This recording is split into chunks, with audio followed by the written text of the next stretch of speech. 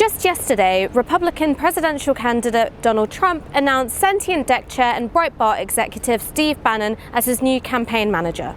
Who are Breitbart? They've orchestrated stitch-ups of Acorn and the NAACP, and they've even been forced into admitting that they've edited videos in order to smear and ruin the careers of prominent women of colour. So it's no surprise that Steve Bannon is coordinating the campaign of a man who in the last month alone has claimed that Obama founded ISIS and has even tacitly called for the assassination of Hillary Clinton. Trump and the upsurge of right-wing populist racism in the UK, France, Austria, across Europe hasn't come out of nowhere. Trump and other demagogues like him have been able to thrive precisely because of the groundwork that self-identifying liberals and moderates have put in before him. Trump's now infamous comments about Mexican migrants all being drug dealers and rapists aren't actually a million miles away from Clinton's own speeches from the 1990s, such as when she called young black men super predators who need to be brought to heel.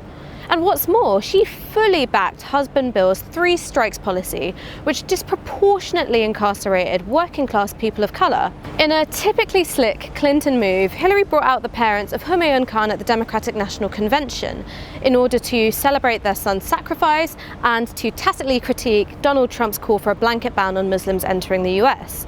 And I think we should question this model of citizenship that's being presented here, because if Humayun Khan is the ideal Muslim American citizen, why is he A, dead, and B, an active participant in the racist war that ravaged the Middle East? Now, I am not saying for one second that Clinton is as bad as Trump. I think it's reckless in the extreme to suggest that the violence of neoliberalism and the potential bloodbath of neo-fascism are somehow equivalent. I just don't think that we can mistake an electoral contest between liberalism and fascism for one between anti-racism and racism. I think that as radicals, as anti-racists, as foxy libertarian communists, yes, we have a duty to intervene in such electoral contests as and when they occur.